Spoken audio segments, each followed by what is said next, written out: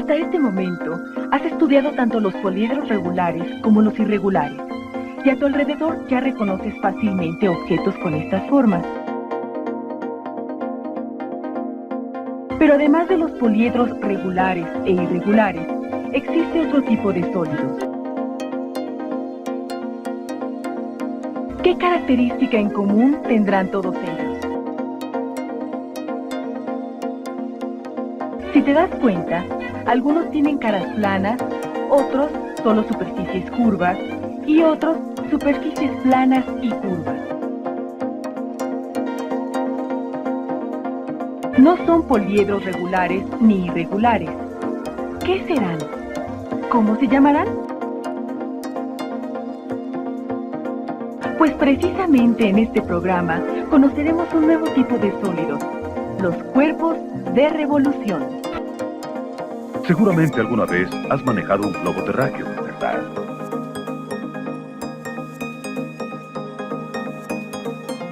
Si lo has observado, te habrás dado cuenta que sobre él están representados todos los continentes, mares y océanos del mundo.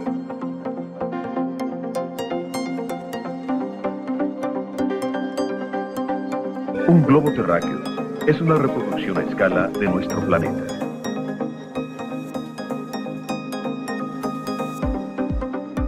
Este globo es un retrato muy preciso del mundo. En él podemos localizar diferentes lugares y considerar las distancias que existen entre ellos. Por ejemplo,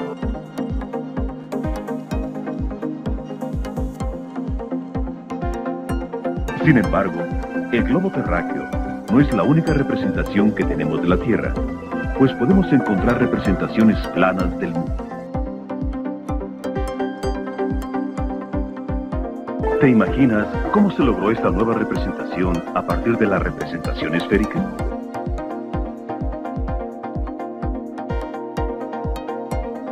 ¿Cómo podríamos copiar el relieve del globo en una hoja? Tomemos en cuenta que la representación debe ser precisa y lo más fiel posible con respecto al globo terráqueo. Entonces, ¿qué procedimiento utilizaríamos para copiar las figuras del globo sobre la hoja? Antes de investigarlo, te será de gran utilidad conocer un poco más sobre los cuerpos de revolución o cuerpos redondos.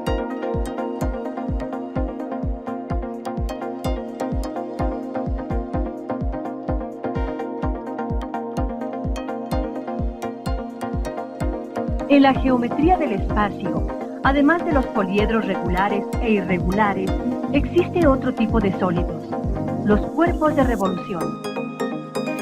¿Y qué significará la palabra revolución?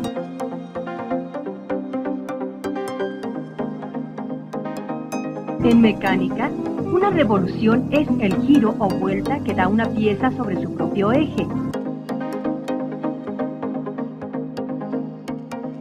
En astronomía, una revolución es el movimiento de un planeta en todo el curso de su órbita.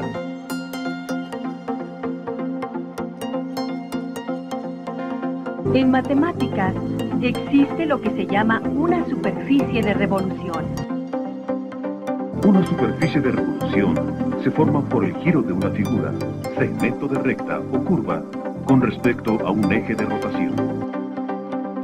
Dicha figura, segmento de recta o curva, se desplaza y engendra una superficie de revolución llamada generatriz.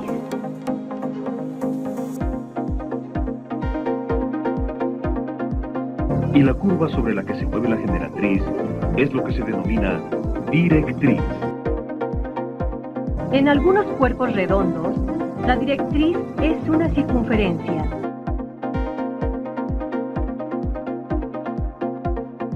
Veamos ahora qué superficie se forma al girar una curva como esta con respecto a un eje de rotación.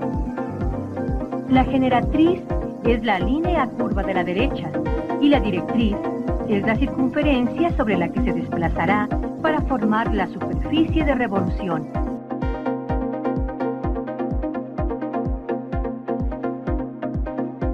Es importante señalar que para tener un cuerpo redondo, la generatriz debe girar 360 grados, es decir, tiene que dar una vuelta completa alrededor del eje de rotación.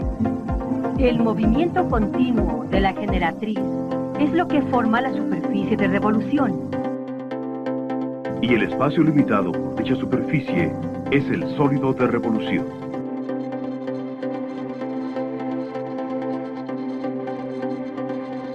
Como hemos visto, los sólidos de revolución reciben su nombre precisamente porque para generarlos se necesita que una figura, segmento de recta o una curva complete una revolución.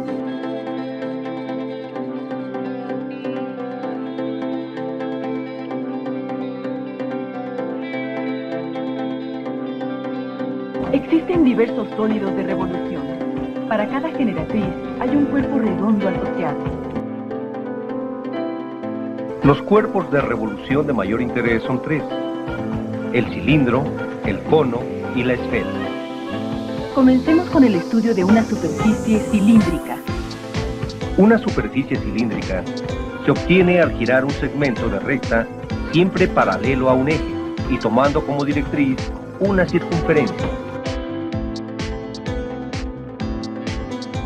La superficie curva formada se llama superficie cilíndrica de revolución. Al espacio comprendido entre la superficie cilíndrica de revolución y dos planos perpendiculares al eje se le denomina cilindro. Un cilindro también puede generarse girando un rectángulo con respecto a uno de sus lados. Otro cuerpo redondo, muy conocido, es el cono. Para obtenerlo, se necesita generar una superficie cónica de revolución. Dicha superficie se forma al girar un segmento de recta inclinado con respecto al eje de rotación. El espacio limitado por la superficie cónica de revolución y un plano perpendicular al eje forma el sólido llamado cono. Un cono también puede generarse por el giro de un triángulo rectángulo en torno a uno de sus catetos. Recordemos que un triángulo rectángulo posee un ángulo recto. Los lados adyacentes a dicho ángulo son los catetos y el lado opuesto es la hipotenusa. Ahora bien, para generar un cono, el triángulo rectángulo debe girar con respecto a uno de sus catetos de esta forma. En un cono se identifican dos elementos principales: el vértice y la altura. El vértice es la intersección de la generatriz con el eje de rotación. La altura es la distancia entre el vértice y el centro de la base. Otro de los sólidos de revolución es la esfera. Una esfera también puede considerarse como un sólido generado por la rotación de un semicírculo con respecto a su diámetro. La esfera es el sólido que abarca la superficie esférica y su interior. Una superficie esférica es el conjunto de puntos del espacio que están a la misma distancia de un punto interior llamado centro. Los elementos de interés en una esfera son el radio y el diámetro. El radio es el segmento que une el centro de la esfera con cualquier punto de la superficie esférica. Y el diámetro es el segmento que une dos puntos de la superficie esférica y pasa por el centro del sólido. El cilindro, el cono y la esfera son los sólidos de revolución más importantes. Por ello, es interesante reconocerlos e identificarlos.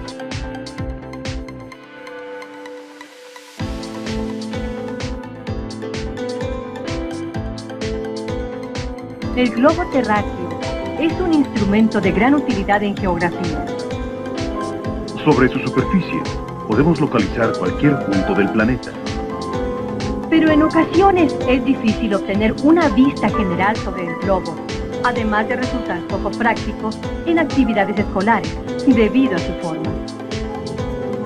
Ya que una superficie esférica no siempre es apropiada para localizar puntos y medir distancias, se proyectó la información sobre una superficie cilíndrica. Una vez que la información se tuvo sobre la superficie cilíndrica, fue posible una nueva perspectiva de la Tierra. Finalmente, de esa perspectiva cilíndrica, se obtuvo la representación plana de nuestro mundo. Se llegó así a lo que se conoce como planisferio. En el nuevo esquema, también es posible la localización de lugares y, asimismo, la medición de distancias entre ellos. En la actualidad, también es común el uso de proyecciones cónicas para representar lugares pequeños. Gracias a los cuerpos de revolución, es posible comprender otras áreas del trabajo y del conocimiento.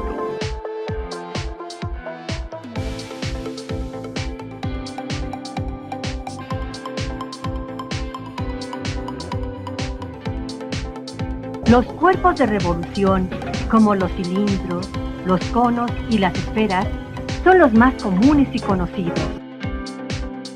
Sin embargo, se pueden generar gran variedad de cuerpos de revolución al girar diversas figuras con respecto a un eje. Una superficie de revolución muy popular en matemáticas superiores es el toro o toroide. ¿Cómo crees que se generará? ¿Qué forma tendrá la generatriz? Si observaste, la superficie tenía un centro, en el cual necesariamente debe estar el eje de rotación. Ahora, ¿qué figura rotará con respecto a ese eje? Un círculo. Si haces girar un círculo en torno a un eje fuera de él, obtienes la superficie que buscabas. El toroide es otro de los sólidos de revolución y se genera igual que los cuerpos redondos.